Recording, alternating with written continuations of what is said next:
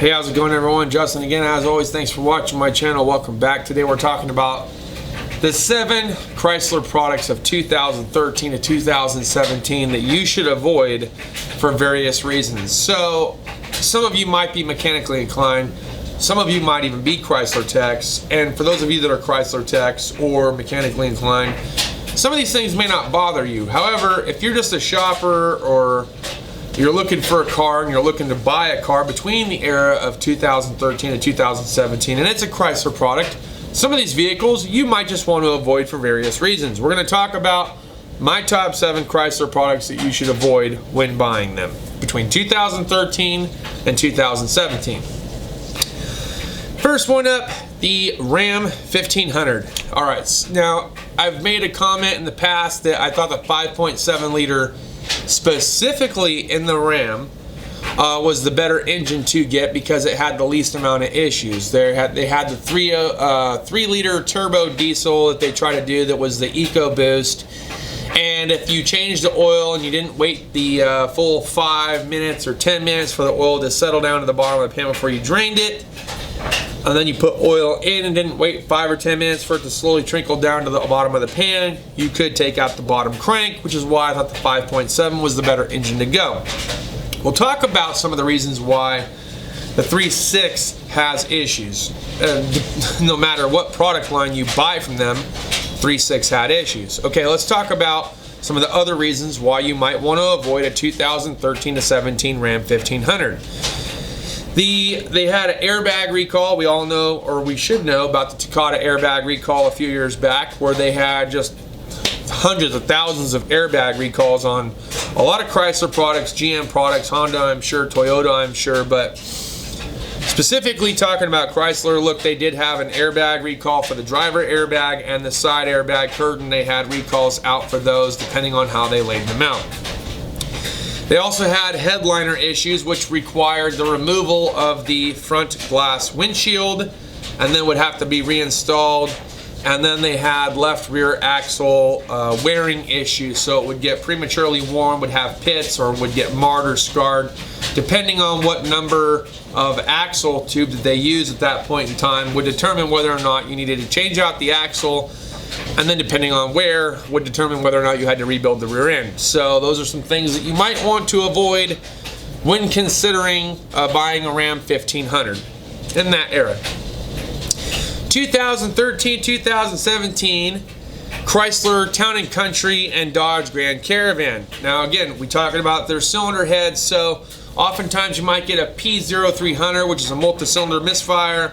You might even get a P0302 and 304, which means the left cylinder head is done. So whether it's the hydraulic lifters, the rockers, the cam phasers, the camshafts themselves, or the head itself, we went through a series of different steps and procedures that we had to go through to determine what was the root cause and what needed to be replaced. Look, they had a lot of issues during this era, and it's going to be covered from Jeep Wrangler and so forth, which we'll cover as we go. They also had blend door actuator issues. So if you had an issue where you couldn't maneuver either one of the switches, or you'd hear a click, click, click, click, click, click, click underneath the driver's side or passenger side dash, you probably had a blend door actuator that was going out. So that was another issue. They still had the Takata airbag issue as well for the driver's steering wheel. They had a seatbelt buckle issue, which you had to determine whether or not it was latching mechanism or the buckle itself, and then of course you'd have to replace it. And then the defrost window switch, if it was, depending on which color switch it was, would determine which one it was that would actually cause an electrical issue to the point where it would light the whole entire vehicle on fire. So that might be something to consider. The 2013 to 2017 Jeep Patriot. So this came with the 2.4 liter engine. Some of them had the CVTs. The CVT was absolute garbage. Okay, that's a non-serviceable transmission, and within 30,000 miles you're finding yourself a new transmission, hopefully covered under warranty. But if not, you're either looking for a new transmission to put in it, or you're looking for a new Jeep. Something to think about. The 2.4 also had some oil consumption issues, and the ones that I've seen, I want to say that if it wasn't I think they had a 9-speed for their all-wheel drive option that also had issues, and if it wasn't them, then I think it might have even been the Jeep Grand Cherokee. But I remember that there was issues with the 9-speed as well, especially there was a recall for the front transmission pump, so that was an issue. Ones that had a turbo option, which usually was found on the Dodge Dart, and we'll get into that later, were no-goes. I don't remember a Jeep Patriot that actually had a turbo, but I do remember the 2.4 that had a turbo, had turbo issues, so I wanted to let you guys know that in case somebody decided to mix it up and put a turbo on theirs, because you could. It's just one of those things. 2013, 2017 Jeep Wrangler. They had the left cylinder head issues. That was the most common head that would fail. Sometimes the right side would fail for some of the same reasons we talked about, the P0300, 302, and 304. They had clutch issues in manual transmissions. The automatic transmissions seemed to be pretty well and didn't have a lot of issues. The wiring for the front impact sensors, so if you were to get in a car accident, they had a wiring recall out for that, which was a problem. They also had both driver and passenger Takata airbag recalls. They also had issues with the soft top. The zippers over time collecting dust and dirt and debris. The zippers would stop working, the dealership wouldn't cover it, and they would call it normal wear and tear, even if you've never unzipped it. That's what they refer to it as, and you would end up eating it. So something to avoid is a soft top. You might go hard top, but that's just my recommendation. The 2013 to 2017 Dodge Durango also had a driver's side airbag issue, the RFH hub, so the radio frequency hub or the CD player / satellite radio would oftentimes go black, burn out, or would need some kind of flash update to support it. They also had a sun visor recall, and then overall I think outside of those three things it wasn't too bad of a vehicle. They also had a brake booster recall, which you needed to put a foam sleeve over and needed to be installed the right way to prevent moisture from getting down and then causing decay, early decay and leaks and things like that. So that was an issue as well. 2013-2017 Ram 2500 to 3500, they had running board issues. So the running board issues, and I don't know that I have any of them here, but I might. I'll just take a look. Yes. So they had a special tool when installing these running boards that looks like this.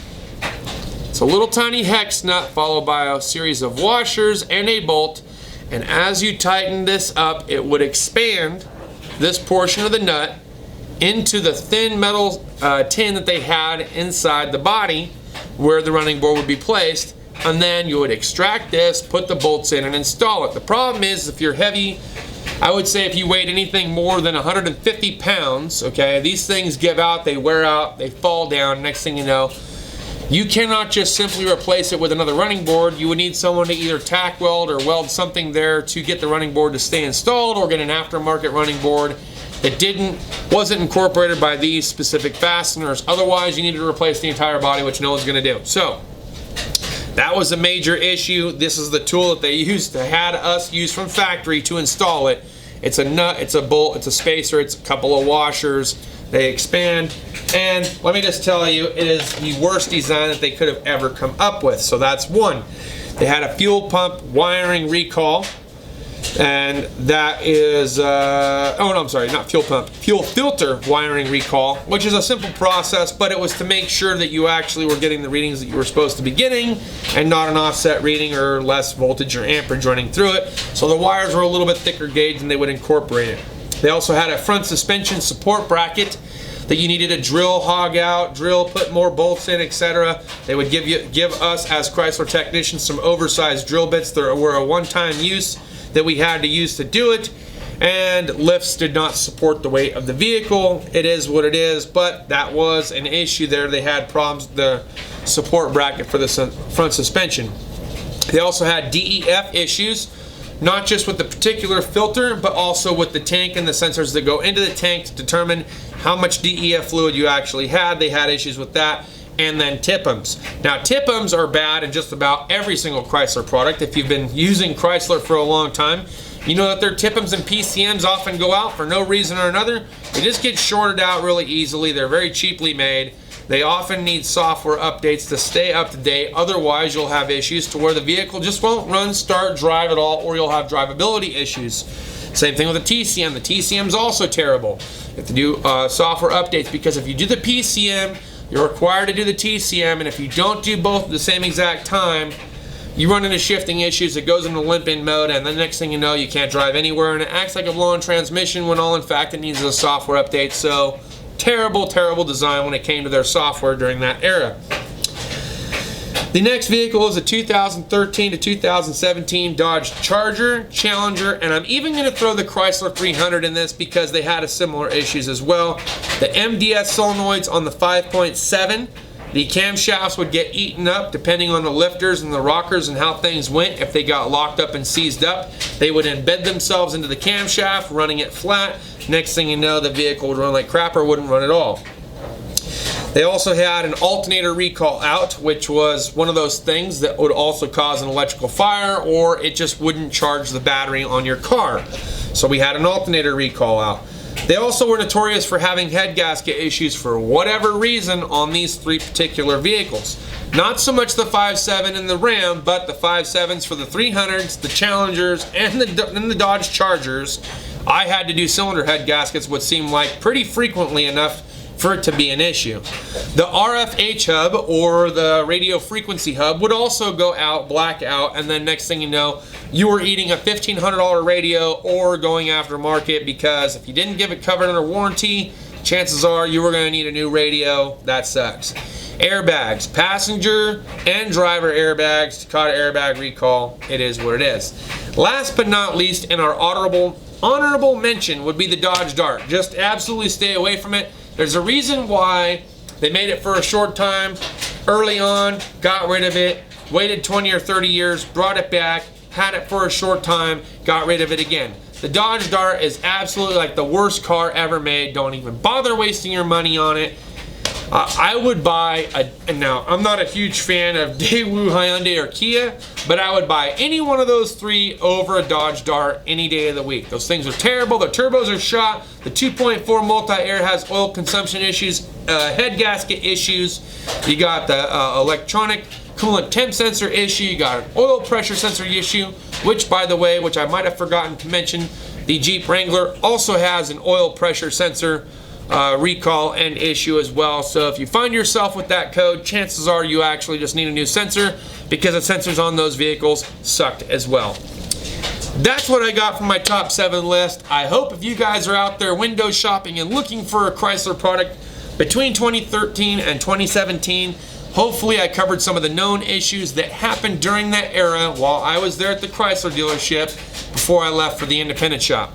That's all I got for this video. Thanks as always for watching. Make sure to hit the like button if you like the video. Subscribe if you're not already a subscriber. Hit the notification bell so you can be notified when I post my next video. Thanks as always for watching. We'll see you guys next time. Cheers, deuces, happy Easter.